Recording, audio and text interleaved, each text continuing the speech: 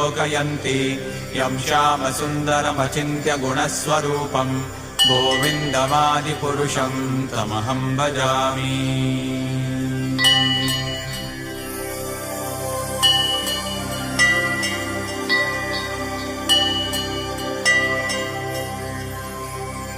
रामादिमूर्तिषु कलानियमेन तिष्ठन् नानावतारमकरोत् भुवनेषु किन्तु कृष्णः स्वयं समभवत् परमः पुमान्यो गोविन्दमादिपुरुषं तमहं भजामि।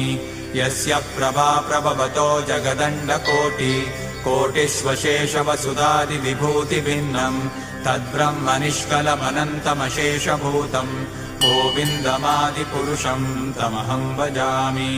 माया हि यस्य जगदण्डशतानि सूते त्रैगुण्यतद्विषयवेदवितायमाना सत्त्वावलम्बि परस